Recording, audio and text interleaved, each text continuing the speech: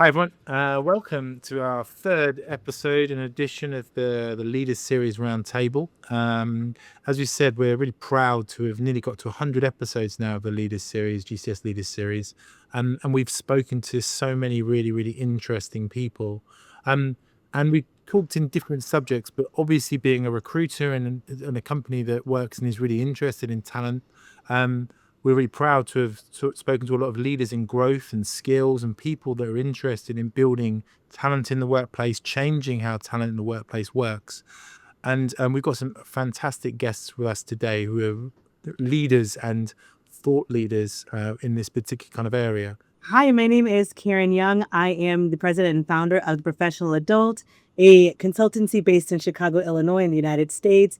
I help teams and organizations find clarity and focus through product operations, diversity, equity, and inclusion. Brilliant. Peter? Hi, everybody. I'm Peter Jabba. I'm the CEO of Fast Track into Information Technology FIT here in Ireland.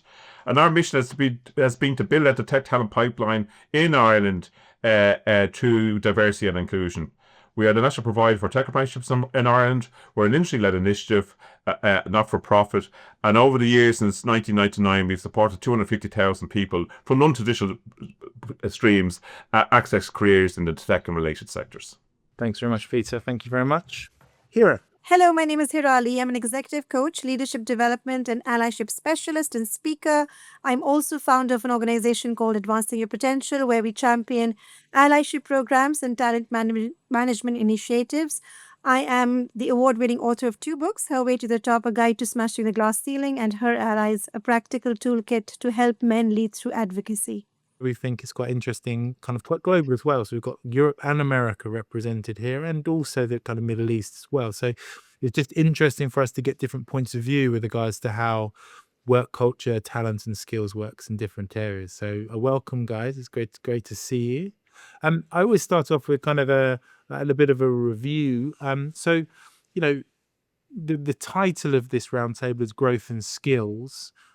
So if I can kind of come to you first, maybe Karen, what do you think the most important thing that's happened in 2025 in that particular subject, in that particular domain is? I think the most important thing that's happened in 2025 when it comes to growth and skills is the democratization of growth and skills. You now can learn anything from anywhere. And it's now starting to become more of how do you prove what you know, even more so than what sort of paperwork do you have behind it? Like, do you have to get a degree, or can you have a really fantastic portfolio? Can you prove that you've done this work through case studies and through showing what you've already done versus just saying that you have documentation?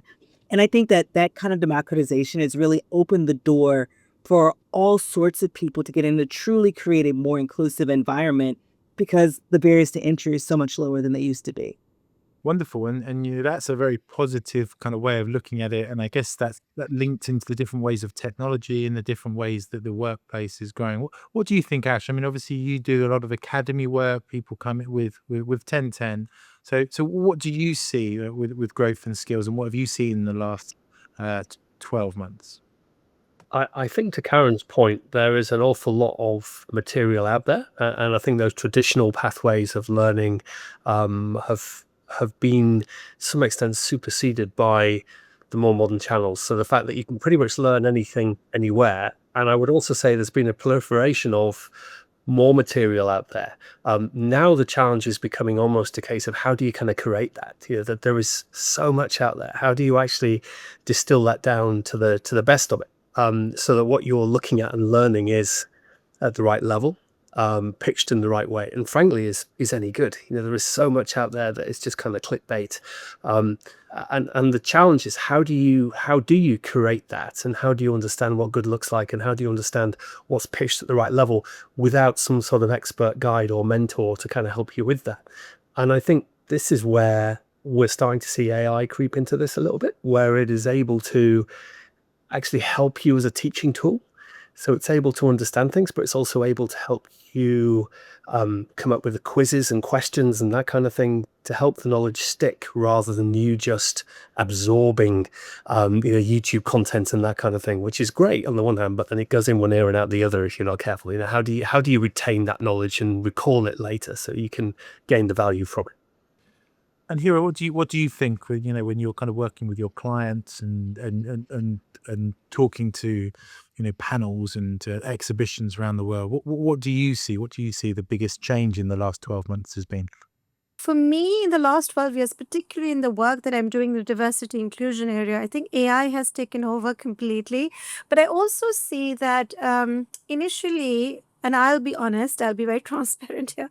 When I first was introduced to AI, I was very skeptical and I didn't think I would be using it because I thought, oh, AI is maybe sexist and racist and this and that. However, what I've seen in the past year is a huge shift in how people are looking at AI, because people are now thinking that if we do not make use of AI, then perhaps we will be left behind and we won't be able to shape the conversation. So what I see now, particularly in the last 8 to 9 months, is that people that I have interacted with, whereas first they were very hesitant about using AI and they weren't really, again, skepticism of course was there.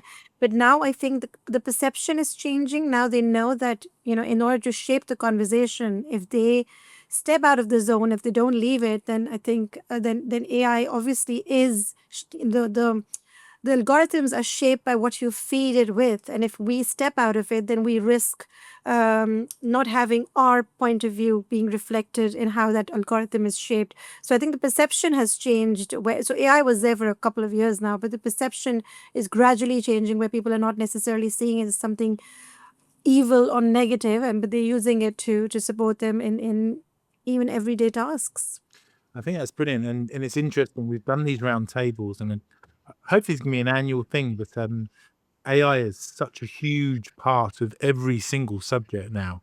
I think it's I'm sure that when we do the fourth round table on leadership, it will be a lot about AI, and it's such a huge part of it. And to hear you talk about how the way people are viewing it is also changing, and it could be a force for good, I think is also important as well.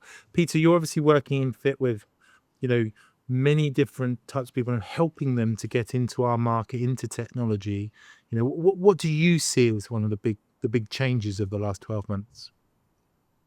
Well, I think I'd even look broader than that, David. I suppose I've always viewed emerging technologies or, the development of new technologies as a means of advantage rather than of disadvantage. And the mission of FIT is always, our focus is to build out a more diverse talent pipeline within the tech-related sectors. And so I look at things like AI, which is a major topic in terms of skills development, talent development, and new jobs, as a means of creating advantage for those who are less able to access maybe existing roles within the labour market. We're probably the most transformative time ever. The World Economic Forum has indicated in its Future for Jobs report 2025, something like 92 million jobs will disappear, yet 170 million will be created. So a lot of these roles, we don't even know what they will shape or look like. When we see all of the skills and technologies and roles in social media and various elements of technology, those roles didn't exist 20, 30 years ago. So I think we have to be very, very optimistic in looking out into the future. But we have to make sure that we enable a broadest population in terms of access and opportunity. And I think the other great thing about the current situation, I think it's bringing an egalitarian aspect to education and learning. That no longer is the sole or primary route in terms of skills development a third of the qualification. There's far more focus now within the industry on what you're able to do, micro-credentials, and access to maybe dual education initiatives. So I think it's quite a transformative situation we find ourselves in, but very exciting. But I think our function is to ensure that that old phrase, but don't necessarily like it, raises all boats, that everybody has equal access to these technologies and the opportunities that arise from it. So I guess that leads me to my first question, which is really, when you think about this time as being transformative, also the skills and the skills that are needed are also being transformed. So Peter, I'll kind of come straight back to you. You know, we in my industry, in the technology recruitment industry, we've always talked about the skills gap.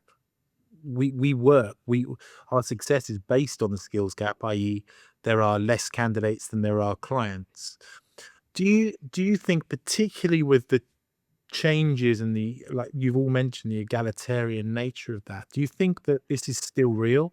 There is still a skills gap, or are people kind of using that as a barrier now, and people need to change that and change their way of thinking about, you know, hiring in these particular kind of areas, Peter? Yeah, it's what I thought a lot about, David. For me, the skills gap is very real, but it's often misdiagnosed. Like if you look at in Ireland and internationally, employers continue to struggle to fill digital technical roles, you know, green transition roles, etc. But I think what we sometimes label as a skills shortage is often more a reality of a lack of opportunity to attain the skills and requirements of industry. So I think what we see arising is there's more paths and more varied paths for learning and skills development, be they dual education initiatives, traineeships, graduate programs, or flexible learning or online learning.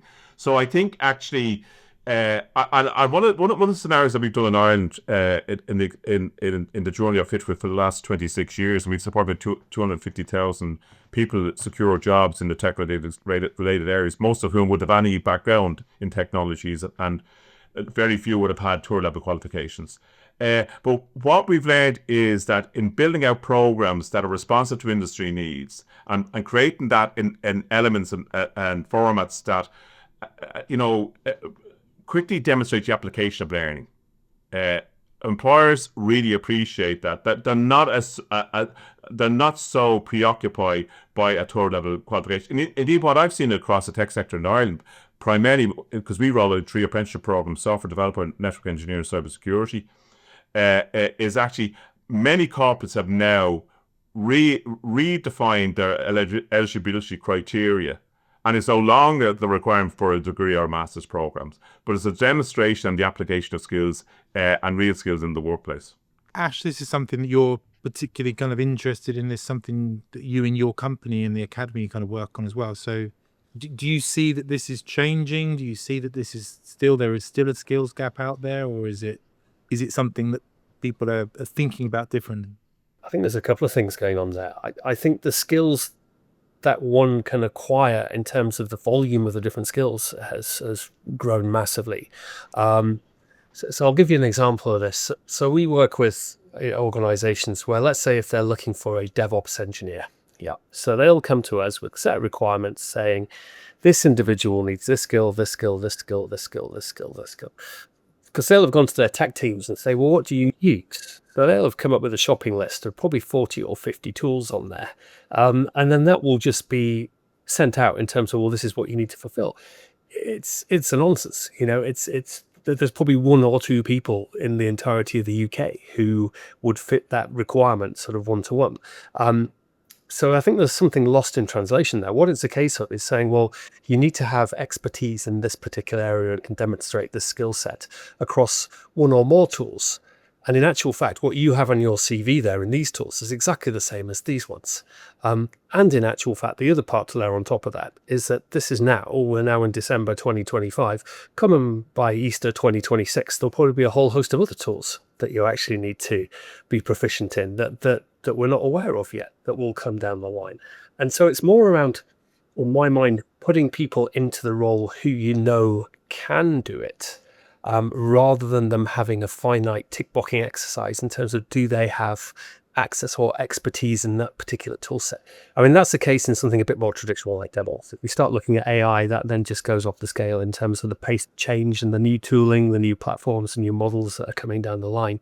It's more a case of aptitude based almost. Can you demonstrate the critical thinking skills and everything else and have experience in an area of this, which can then be translated across? Because even if you hire somebody now who can meet all the requirements you have, those requirements won't change. They will change, actually, rather, in a few months' time. So what do you think, Karen? I mean, surely this is a great situation as technology is speeding up, and we're talking very much on the IT side because that's GCS as well. As technology is speeding up, surely then cutting down the skills gap is being kind of abolished just due to the fact that it's almost impossible to have the skills. So I'm going to say that, similar to Peter, there is a skills gap, but not the one that we're talking about. And similar to what Ash is saying, that skills gap isn't necessarily the tools or the checklist of items. The skill gap comes in, how do you verify what you know? How do you know that you know what you know? And yes, you can learn things through Claude or through Perplexity or whatever, but how do you verify and validate that you can practically apply the knowledge that you have learned? So that's where you'll see things more like portfolio reviews. You'll see things like actual code reviews. It'll say, okay, you actually know this. But I think that, to Ash's point, and the one thing that I think that we really should focus on for the skills gap are soft skills. That the skills like critically thinking, being able to think on your feet, being able to effectively communicate with folks, being able to work with different types of people. You can teach someone a widget, a tool, a skill set, whatever. It is harder to determine, are you someone who can actually work well with others? Are you someone who's going to become overwhelmed when there's a lot of new kind of requirements that come in? Are you going to kind of roll with it? Can you really think and be agile? Like, those, I think, are where we're finding some of the skills gap happening, is not necessarily in the tool sets, but in the soft skills. However, I think on the other side of that, I think it provides a really wonderful opportunity for non-traditional workers. So folks who might have come from hospitality, who are now moving into tech, they have those soft skills. You can teach anybody the widget, but they have the skills already, which makes them an even better client and candidate moving forward. So I think yes, but differently than we were thinking. Ash, do you see that obviously Karen's based in the US. Do you see this similar situation in the UK? 100%.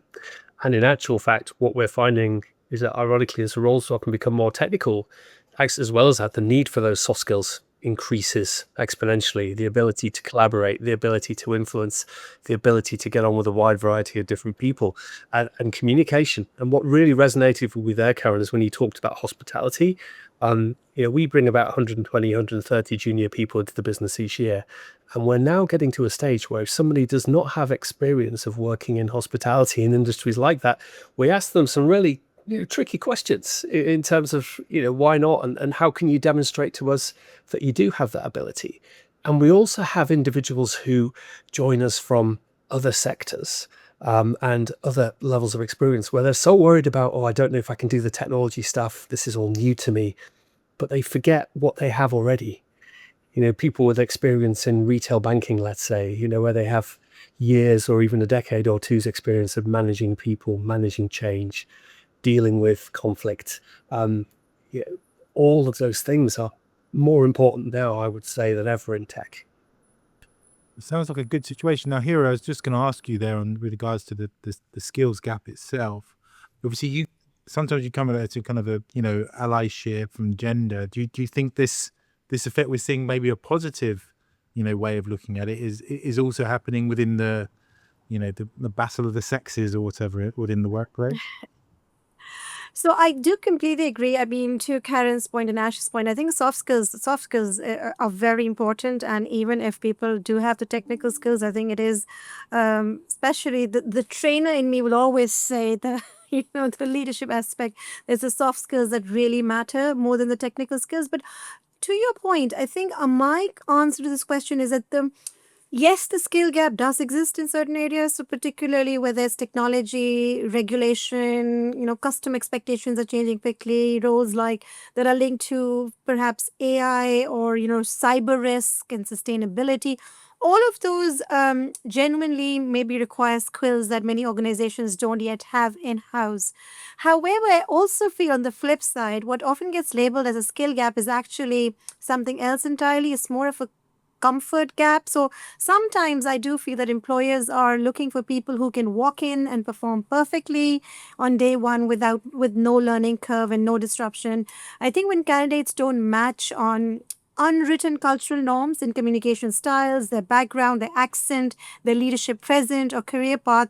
This is frequently framed as lack of skills, I feel. So yes, there are some skill gaps that are real, but I also feel sometimes they're exaggerated and they're misdiagnosed. And I think when that happens, skill gaps becomes a very socially acceptable way to avoid investing in development or confronting bias in hiring. Karen? Here, you bring up an absolutely incredible point, and I think that this is one of the moments of talking about equity and inclusion that a lot of people don't really think about, and that's on the employer side, not necessarily on the client side, because the client or the candidate can work through all of the gaps, can build all of their skills. And Ash, like you, I look for anybody who has hospitality or service background, because I know that they have a lot of those softer skills. But here, I think to your point, there is a gap for employers to understand what really is a gap in skills or a gap in culture from the employer side. No, not every employee has to be someone who comes in who can hit the ground running, or, who doesn't need a lot of handholding. Some people, that is just how they process information. That is how they work. That doesn't mean that they could be phenomenal employees. But because you as the employer didn't also seek to look at what was most important, you missed out on those employees too. So thank you for bringing that up. That's a really, really important thing to think about. Thank you. And I think also increasingly organizations are using this. Well, now people are, defying this term, but organizations initially used to say, oh, there's no cultural fit or there's no organization fit. And I think it was not necessarily the skills, but it was just because it wasn't a match to the dominant majority in the organization. So I think that is something to be careful about. And to your point, Karen, I think this is really important that we don't overlook it. So it sounds to me like, you guys are with these new technologies are reasonably positive that this change is actually kind of happening in front of us. And interestingly, unlike some of the other roundtables that we've done, are quite positive that there are good things happening, and this will reach out. So I guess part of that is because obviously how we're moving and how we're training people. When we think about tomorrow, that there could be a lot of changes, right? So the skills base has to become younger, has to become more diverse, has to become less experienced, because these skills are so new. So I think all of you are involved in training and thinking about bringing people into this technology world. So again, I'll come back to you. Maybe go to you first, Ash. So when you're looking at providing programs for young people coming into technology, are you looking at the hardened skills that will get them a job, or are you thinking about the skills for tomorrow, the things they might need, quantum or something like that in 4 or 5 years' time? What do you think the best way to look at this is? Well, I would say in terms of our training, there's almost a two-speed system that goes on. So there are things that I learned 30 years ago on my degree and sort of in work that are still just as relevant today as they were back then in technology. And there are so many other things that are here this month and they'll be gone in 3 months' time. But what I say is that it's very rare that you have an evolution in terms of the tooling. A revolution in terms of the tooling in tech. Is far more likely that it evolves over time. So new things come along which are based on things that preceded it. And some things are very analogous to another. So if somebody it's far more important for me that somebody learns to program in a language and has a solid base and understanding of that.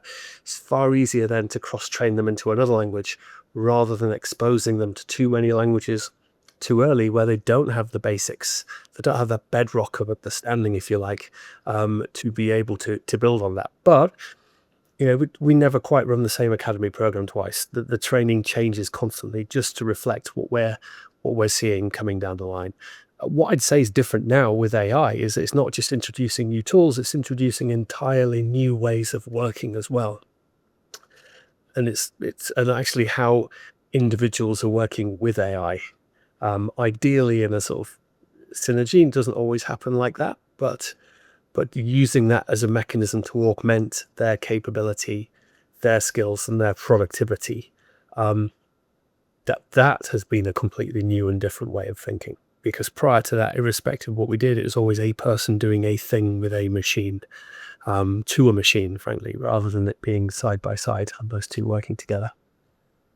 Peter, what do you think about this? When you're designing your training programs right now, what are you thinking about? Right, we need this bedrock. We need today's skills that will help someone to get a job next week, or do you think it's important to really think about what's coming? I think it's to a large extent, David. It's both. You have to look into where the ball is at, but also where the ball is going to, and you have to sort of integrate the two as best you can in terms of the programs that you develop. I mean, really, a lot of the technologies today are outdated if they're not absorbing these immediate and emerging technologies on the hoof, if for want of a better phrase. So I think we have to always be forward thinking in our delivery. I have to say, the thing about soft skills and hard skills, for me, it's not an either or. A person with very good soft skills and work ethic and communication skills, they still need adaptive knowledge. So, like in the programs that I build, actually, what I focus in is a combination of soft skills, entrepreneurial skills, and technical skills. But in the technical area, I focus in on a depth of knowledge rather than a breadth of knowledge. I want people to come into organisations in the first instance and be seen as a productive and valuable member of the team, who can then evolve and develop their skill sets within the work environment, in harmony with their employer or their colleagues, and then further develop and enhance their skills. So, but I think that like, for example, when we rolled out the apprenticeship program in Ireland, unlike the UK and indeed mainland Europe, modern apprenticeships have existed for 20, 30, 40 years, even longer. In Ireland, we only had traditional apprenticeships up until 2018. It's only after 2018 did we agreed to develop a broadened portfolio of more modern apprenticeships, But I remember at the time people saying to me, because, I mean, what an apprenticeship program is, it's an earn and learn, which I think is a great model of development because it allows greater participation and access. But I mean, but what that requires then is the employer from day one is paying the apprenticeship a salary. And I remember I read this phrase in Ireland, the hurlers on the ditch. It's the spectators watching the match saying to me that you won't get an employer to put their hand in their pocket for a vocational education award, a level 6 award, but it'd be a level 4 in the UK. And I remember people repeatedly saying that to me.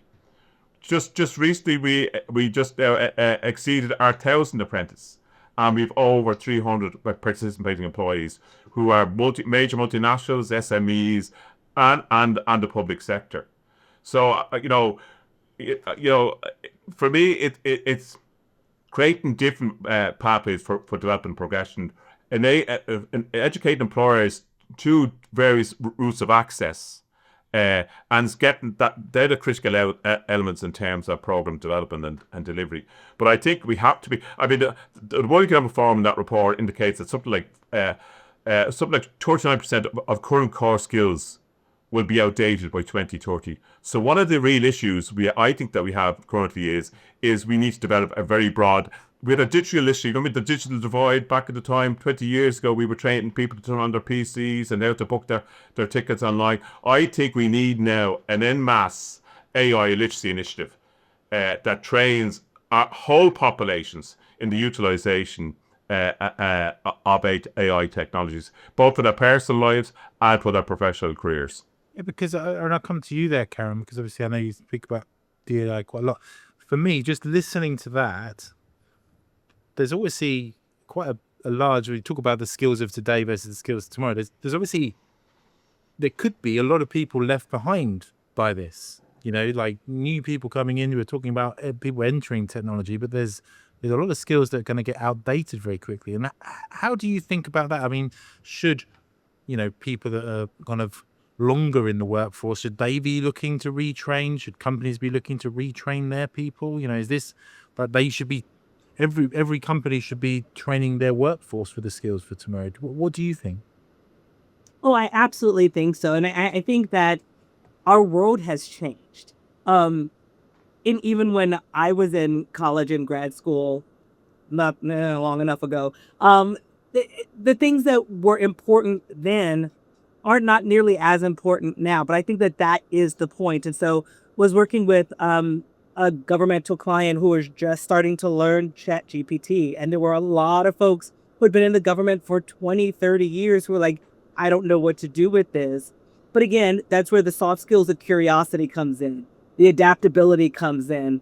Yes, we still need to be training for the skills of tomorrow, but also recognize where people are and help get them comfortable enough to start being comfortable with wanting to learn those skills of tomorrow. So companies are going to have to end up kind of holding both reins for a little.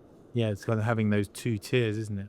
Hira, what do you see when you're kind of going around the world? Do you think that different countries and different cultures are viewing this in different ways? Definitely, I think the priority is varied for the different regions. But I personally believe, yes, obviously, to Karen's point, it is important to train for today's needs because that's how you will be operational, right? Current systems and immediate compliance and existing roles. So that's what keeps the business running. But obviously, you also need to be able to prepare for what's coming next. And I think Middle East, particularly Dubai, where I'm going tomorrow, that's where I feel like they really are preparing for what's coming next. Usually, all the time, they're thinking about, developing transferable, future-proof capabilities, not just technical skills. So, again, soft skills are important: agility, critical thinking, collaboration, ethical judgment. All of these in digital and AI literacy. All of these are really, really important when we are training for future skills. But the reality is that, specific tools will change. And I think Ash was also mentioning that, right? It will change. I mean, what we're learning today, February, March, it's going to be different, right? Within weeks now, the existing technology is being outdated. But I think what stays relevant is the ability to learn, unlearn, and adapt. And if you don't have that, then no matter how skilled you are, you're going to find it very difficult to adjust. So I think organizations that are only focusing in today risk constantly being left behind the curve. And organizations that are focusing only for tomorrow and not for today, yes, they're building resilience, yes, they're building innovation and long-term relevance, but then they also risk focusing on the current needs of the employees. So I think there needs to be a healthy balance between the two. Ash, what do you think on that? I think I was going to come in on Peter's point, actually, do that as well, but also Hira's point as well, and something the Karen touched. I think the what you were saying there around it's everybody. It's an awareness of this stuff as well as the skills. So we sort of split it into 3 tiers. The base tier is an awareness of AI and what it can and can't do, and we have a saying that we use. It's, we say it's not magic, it's just maths, which is really all it is. And if you understand that, then you stop giving it powers that you assume it has, which it certainly doesn't, because that can be very, very dangerous in itself. The middle tier is then people that can use these tools, and the top tier is people that can build these tools. But I think it comes down to everybody, and some of this stuff needs to be done at a population level. There are certain things which have always been taken for granted that the population still believes, which are very dangerous. Things like the video is submissible as evidence in court. It can now be completely fabricated. The same with audio. All the things that you see on social media, bad actors and organizations are able to push and nudge individuals in that way. So I think that's fundamentally important beyond the organizational level. I think that needs to be done at population level. What you were saying there, Hira, around something very interesting about that continuous learning, I think that's key. We talked a lot about organizations, but we firmly believe that actually, each individual is essentially the architect of their own career, and they have to take that on board, and they have to recognize that, and they have to learn that if they're going to progress and thrive in this career in tech, they can't rely on an organization to, in the old days as they would have done, say, okay, well, we've identified this training need for you, so we're going to take you out, we're going to put you in a hotel for a week, or we'll give you this vocational training, and then you'll have a certificate that you can take away. Those days are long gone. Now it's down to individuals to be continuously learning, and I think that's absolutely critical. And an expectation that if you want to thrive in tech, you've got to do that. You can't just sit back and wait for an organization or the company you work for to tell you what it is that you need to learn. It sounds to me like we need a a kind of societal change in terms of, we've gone here from, individuals, corporates, but to whole societies that, getting themselves ready for this change. Who do you think should drive this then? Peter, who do you think this should be driven by? Governments? Do you think it should be driven by charity organizations, individuals? Good question. I think everybody has an obligation in it. I mean, I think in terms of the citizen, there's a government responsibility to make sure that everybody, it can cross the AI divide and not be left behind. I think then there's an obligation on corporates and employers in terms of if they want to avail of these emerging technologies in their practice or in their productivity, they have an obligation. And I think the individual as well. One interesting development that we saw with our own apprenticeship program this year, which I think is probably a good exemplar in terms of upskilling and reskilling, which I think has to become a mindset, not a moment in time. I think we all has to be constantly upskilling and reskilling. I mean, I've said to my team, for example, in FISH, when you've got a question,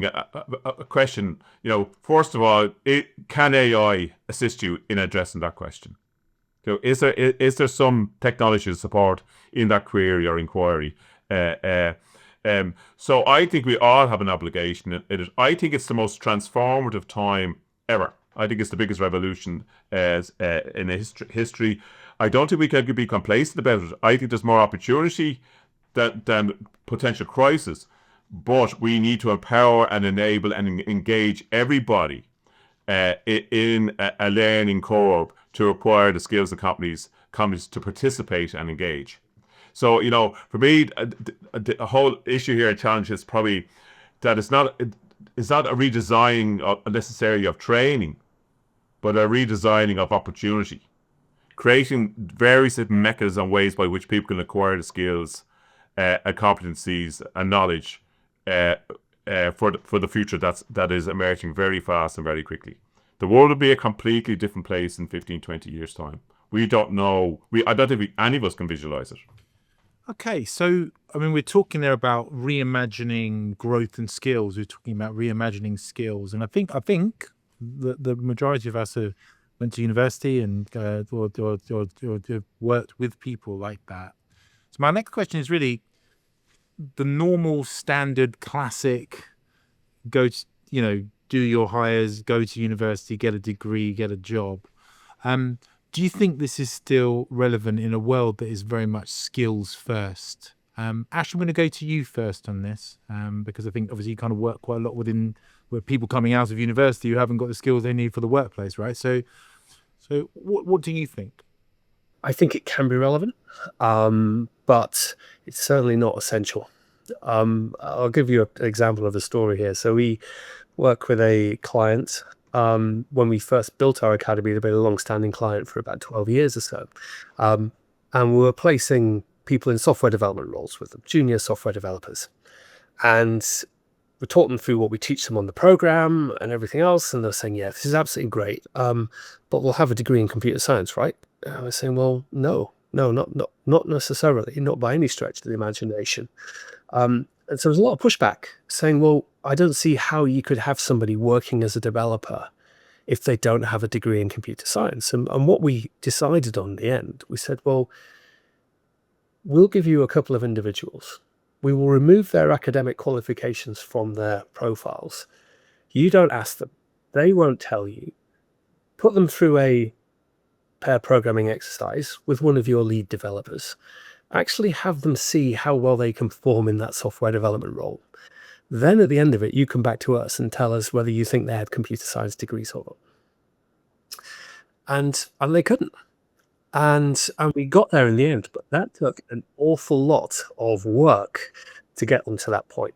And then after a month or a few years down the line, it was a case of like, you just propose to people that you think are best for us. You know what works for us. You know what skills we need. Off you go. And I think one of the things is that there's no universal sort of bar where at age 14 years old, everybody sat down at school and goes through an assessment process where they say, what do you like and what would you be good at? And therefore choose these GCSEs, these A-levels, this degree, if that path's even relevant for you. That just doesn't happen. So I think where we go wrong is that we think the people with those skills have computer science degrees. Not at all. There's a whole host of other people who have all the potential and all the skills, but they maybe never got that opportunity to go to university. They never perhaps thought that was for them.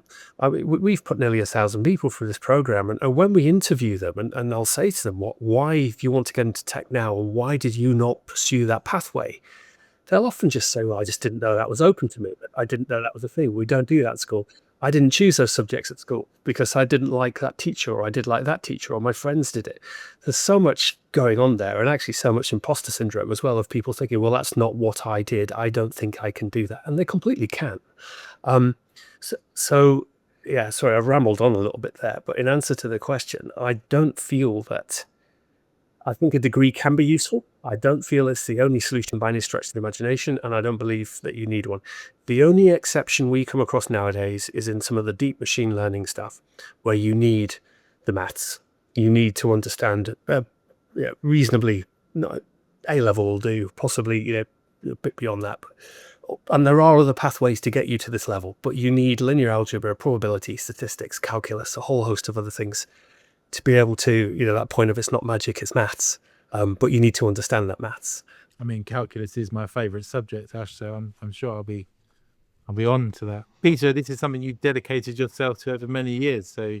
I suppose the whole history of it going back to 1999 was to address that stereotypical view of the tech sector, that the only means of a career... When I started off, the only means of a career in technology in Ireland was a degree or a master's, and it was almost an elitist scenario whereby, and I wonder, was it more of a means of exclusion rather than inclusion over those years? But from day one of it, we were sort of saying, listen, there's a broader church of individuals that can support skills development within the tech-related sector. So what happened actually, we weren't winning the argument in the earlier days. So from about 2012 onwards, we started to do our own ICT skills audit, where we went out to the tech sector in Ireland and we developed our own methodology, because our methodology didn't exist in terms of a more granular analysis of the skill sets. And what we demonstrated repeatedly over 10 to 12 reports was 65% of all roles in the tech and related sectors could be well satisfied through a vocational education award, an FET award, a further education award, and did not require a third level qualification. Just about to put it in context, I'm not against anybody pursuing that route, a role. Indeed, I think when I was 40, I went to done a degree, and later in my 50s, I've done a master's, So I can see the value of that journey, but it's not the sole starting point or terminal for engagement. And I think what we've demonstrated is, because people think differently, learn in different ways, that if you develop a variety of different mediums by which we can acquire skills, you get a far more richer workforce, a more diverse and talented workforce with different perspectives that enrich and empower the organisation greatly. Hira, what do you think? Yeah, I think what Peter said and what Ash have shared so far, I think that's really great. And Ash, the way you encourage them to take on programmers who didn't necessarily have the qualified degree, and when Peter is saying, getting them to learn in different ways, I think that is important. I think degrees, definitely the focus is changing, because I remember back in my days, we were so keen to, get our master's degree and get that qualification, get that certification. And I see increasingly, like, my son is 15 now, but there are other children who would be taking gap years, or they would be taking a couple of years before they move on to university and get a degree. So I think the focus is definitely changing. I do believe that degrees are important, because obviously structure thinking, it develops discipline and depth, and it also provides professional groundings for some degrees like medicine or law or engineering, etc. But I think they fail when organizations do treat them as proof of readiness, because having a degree does not mean that I'm ready to tackle on the challenges, or it's not evidence of adaptability, and it's definitely not a signal of long-term potential. So So yeah, I mean, I'm not definitely anti-degrees, but I also feel that credentials are not super important. I think your experience and the way you learn, the way you upgrade your soft skills, all of them play an equally important role. And experience, I think, and your lived experience, particularly your insight, your problem, the way you problem solve things. I think they matter just as much as formal qualifications or degrees. Ash, do you want to come in on that? Because obviously, one of the things you're trying to do is trying to link degrees into work. Yeah, I think one of the interesting points you made there here is that when you look at those traditional professions like medicine, like law, like accountancy, like teaching, you need a degree to do it, but they won't let you practice until you've done a lot of practical experience of it as well. I mean, thank goodness. You don't want somebody who's just got their medicine degree to suddenly be given a scalpel and told to crack on. There is a process there where they are managed through that, more like a traditional apprenticeship program, really, from that point of view, in terms of a junior and somebody more senior and that kind of working. And when I look at it, I almost think technology is to some extent the exception. So you have various professional bodies, but they don't have the same teeth that they do in medicine or in law or whatever else, where it's the case of you must do this, and if you don't do this, you can't practice.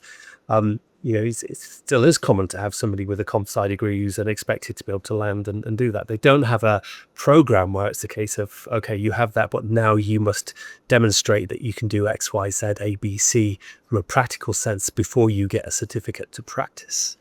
I think that's it's interesting how some of these long established professions, they've sort of worked that out over the last few centuries. So they do have the two things coming together, the academics where you can be there in the classroom or in a university environment.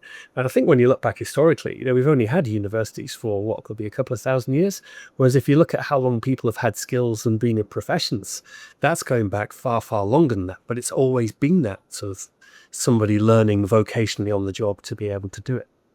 Karen. I think I kind of just want to add on to what everyone else is saying a little bit, that I think that degrees are great for proving that you can complete something and that you have given 4 years of concentrated work and study into a specific thing. That shows longevity, that shows stick-to-itiveness, all of that. Those things are great. I take myself as a focus group of one. My degrees are in the social sciences, yet I've worked in tech for 20 years. It's only now that I'm actually using tools and techniques from my degrees in anthropology and sociology. For years, it was the fact that I learned things. I got certificates. I had strong portfolios. I was able to network. I was able to show the work. And working with clients, and especially in training, that's how we're showing that, yes, I may have a degree in something else or may not even have a degree at all. And the degree proves I can do something for a while, but here's also another pathway. And I think that, Ash, to your point, technology is the only industry we have that doesn't have the additional barriers to industry. So, like in California, you can technically take the bar without going to law school, but that's still a governing body. In technology, you don't have that. If you're just good at what you do, you can be a kid from anywhere or, a 55-year-old mom from anywhere and create a fantastic app. And so I think, yes, I appreciate the work of degrees to show that you have the ability to focus on something for a while. I just think that we're now in a world where it's just not as needed anymore. Brilliant. And I think, I did French and English as my degree, and I've been a recruiter ever since. But I think everyone who does French and English probably ends up being a recruiter because it doesn't really train you to do anything, does it? So here we go.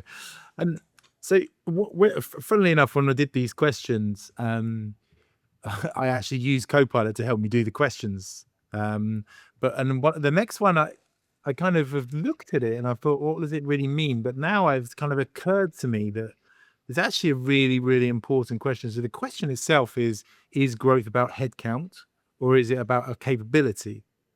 But now I think to myself, when we're thinking about growth and skills, one of the key things that you see in the news is companies saying, due to AI, we don't need as many people. And I'm just interested in, that's a huge thing in growth and skills, right? So, okay, we've got something that can provide the skills that isn't a human being. And what we talked about up thus far is, quite positive ways that AI can enhance and improve learning, but this is potentially something that is quite kind of damaging for society. And so I'm going to come to you first, Hira. You know, we do hear about this a lot, don't we? We AI tools mean that companies might not need to hire as many people in the future. So I guess, you know, what's your opinion of that? Do you think this is a real threat for the growth of, you know, human beings and the skills, like human skills in the workplace? And is it something that we need to be aware of, and that you guys as experts within it are worried about? So I think so. I did a BBC newspaper review a few weeks back, and one of the things I was discussing is how AI is very quickly replacing the need, for example, for face-to-face appointments. Now, in NHS, there is a trust here that is using AI to detect skin cancer.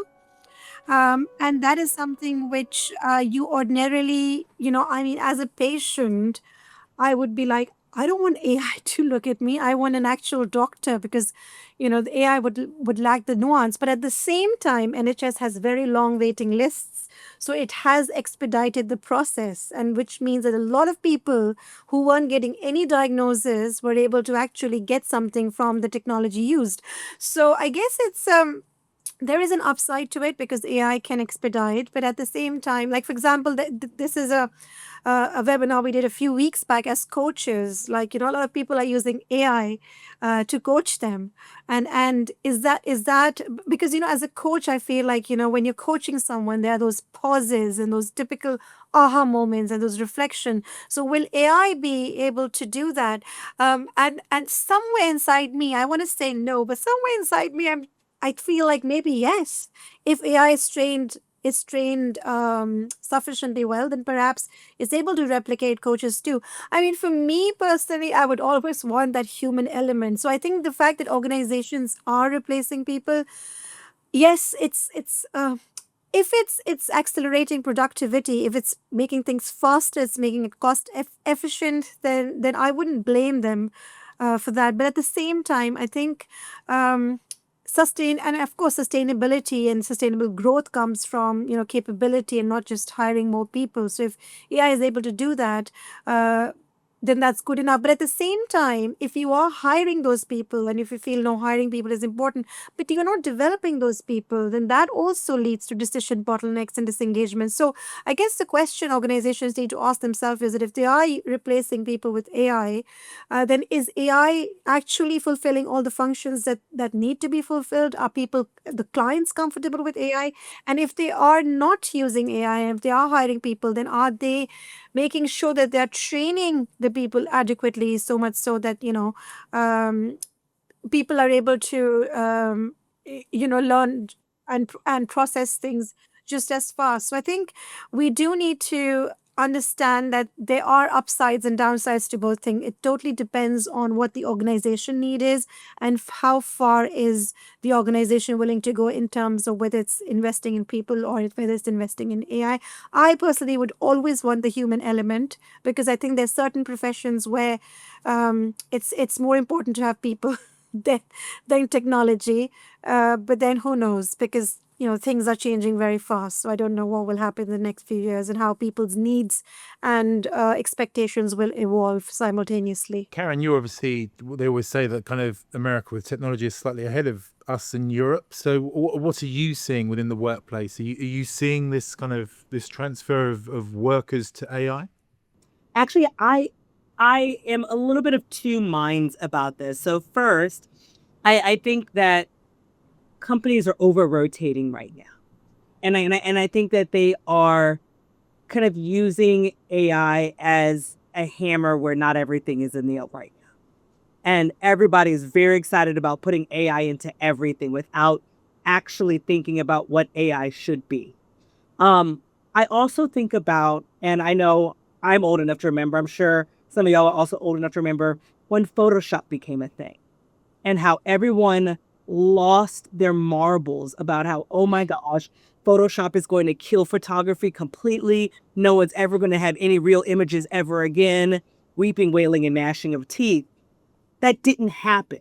What happened is that those who were really good photographers became even better photographers because they were able to streamline their process. Those who may have had a lot of a good photographer's eye, but maybe not the same skill set, could then use Photoshop to help build their skill sets. I think AI should be doing the same thing that Photoshop did. It is a companion, not a replacement. And so I think that ultimately companies and organizations will figure that out. But right now, I think that they're over rotating. And I think that there will be a bumper market of people to come back and fix the things that AI broke. Like here to your point, yeah, I would not want to spend all my time dealing with healthcare and not actually talking to a person.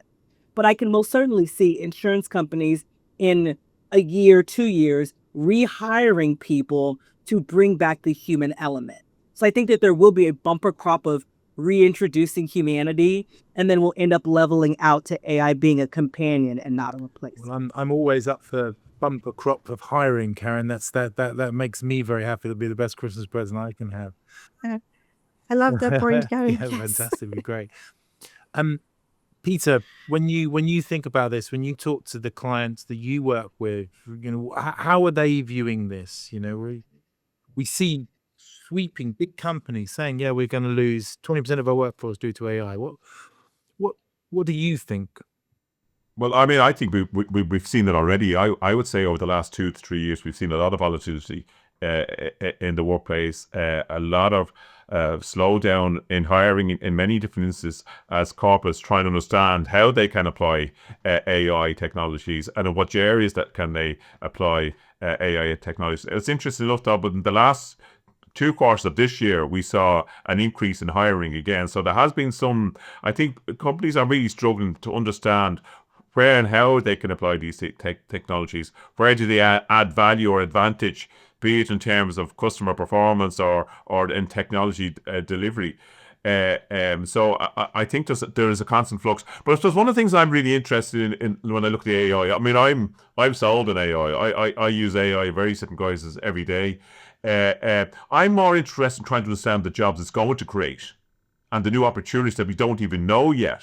And I have a friend who's actually in his early 70s, he's just retired, and he actually, I didn't know this, but I only found out over the summer months. He came out to visit me. I was in Spain, and he came out to visit me for a week, and he likes writing poetry, And actually, I thought some of it was quite good.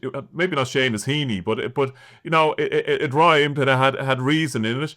And he was sort of saying, yeah. He says, but I'm not very musical. I'd love to write it. I said, would you write a song? He says, I'm not very musical. And I said, well, did you ever think maybe is there some AI tools that you could use in terms of maybe creating music or music for your lyrics, if you like?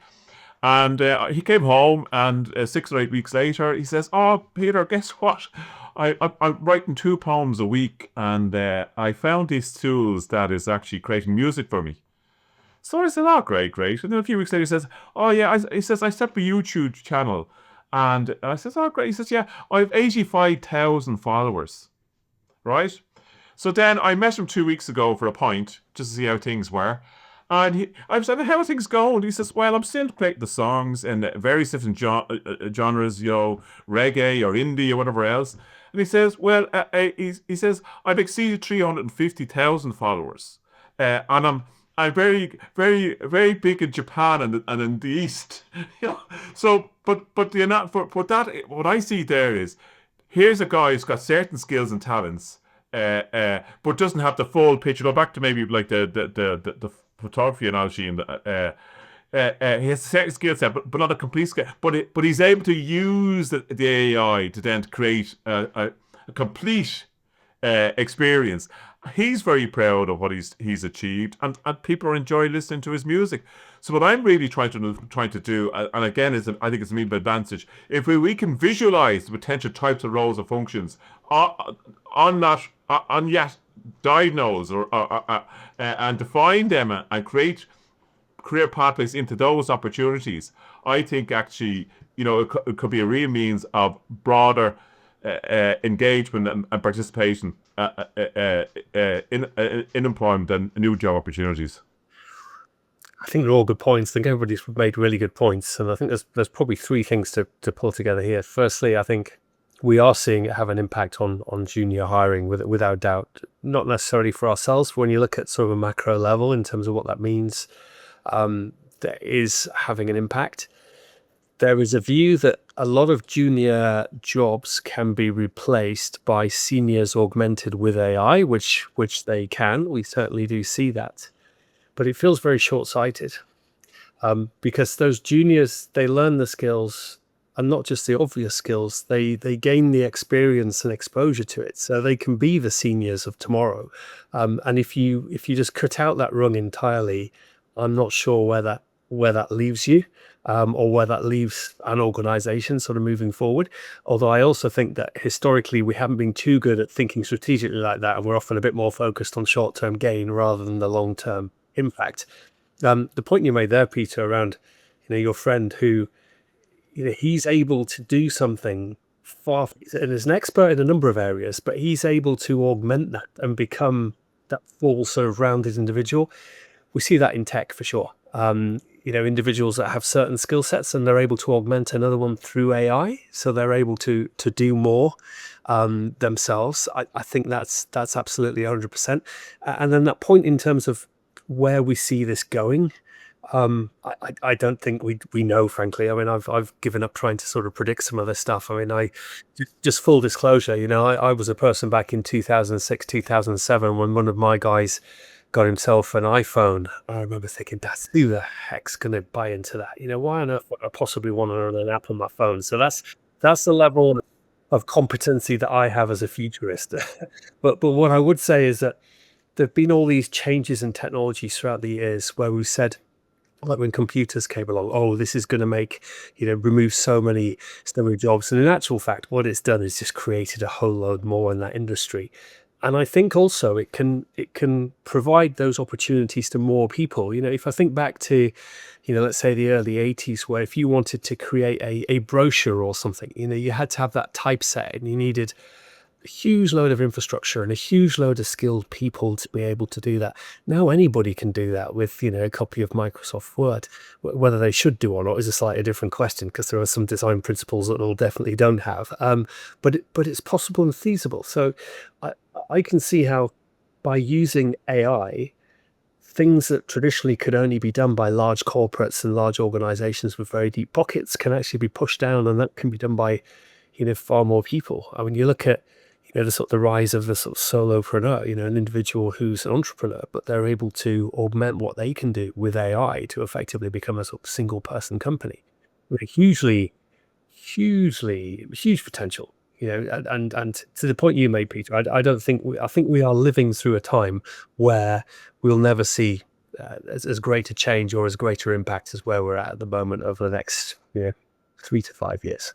Okay, well, Ash has just said he's not a futurist and doesn't like to predict the future, but now I'm going to ask you to predict the future. So my last question is really about the world of work. That's obviously an area that GCS is focused on.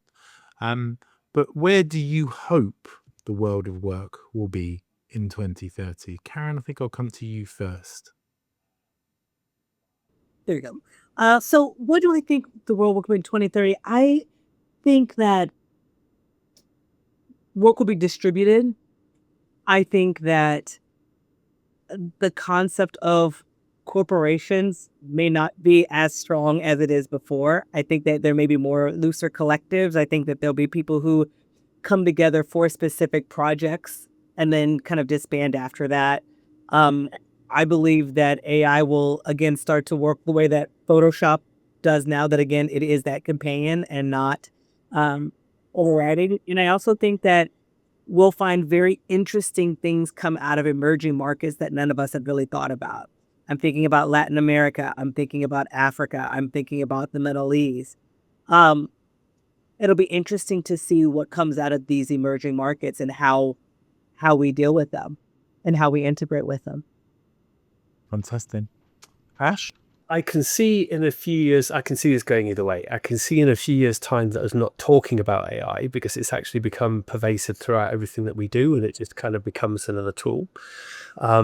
Equally, I can see this going completely the other way, and it essentially just eating away at more and more of what we as people do. Now, I think that's split into two sections as well. We've got the agentic AI stuff, which is coming after knowledge work, so essentially anything that's done with a keyboard and a screen. The other area we haven't talked about so much, but which is AI is very prominent in, is robotics. So driverless cars and everything else there. So what I will predict is that I can see knowledge work, far more of that being done by AI than some of the traditional robotic stuff. I'm still a long way off from feeling comfortable getting in a dentist chair and having an AI robot undertake a filling. I'm much more happy about the idea of things going on where it's automating emails, it's helping me draft things, it's helping me review things, helping me curate sort of long-running workflows that run for hours or days, and then just asking me for updates, and I know that I can safely just let it run and it will come back with something decent. We really have moved to the proper robot world if we start getting happy to have robot dentists. Peter? Yeah. I think the world will be very, very different. I think a lot of the current use of AI technology is very flat. It's on the screen and queries and things like that. I think transport logistics will be totally transformed. I think robotic production processes will be widespread. I do think we will have the doctor and the dentist AI. There may be a new one function in there as well. But to be honest, at some levels of serious surgery, I think I might prefer the AI rather than the human. So I actually think I can see, for example, building sites that are automated from start to finish. The whole construction process, from the raw materials to the planning to the construction to the landscaping, all having major components of AI technologies within that. So I think it is transformative beyond our imaginations today. And I think, going back to my earlier point, I really think what we need to be doing now is tease out where are the roles and functions, opportunities for the human in that. I think there's certain roles that we should be delighted to see: mundane tasks, routine tasks, unsavory tasks. If these can be delivered through AI, I think that's good for humanity. I think there's aspects in terms of our environmental priorities and concerns that can be better addressed through AI technologies. I think our capacity to feed the world and to support a global population can be greatly enhanced through formative AI infrastructure and technologies. So I think it can do a lot of good, but we have to be in control of it. There has to be ethics and morality within its development, and it has to be with an egalitarian frame of mind, that it's to be inclusive of all, not to be for the benefit of the few. Brilliant. Well, guys, it's been a fantastic session. I think that it gives you hope, but I believe that in this world that we all work within, it's important to be very aware of the changes that come in and how we can help people develop for the future. So thank you very much.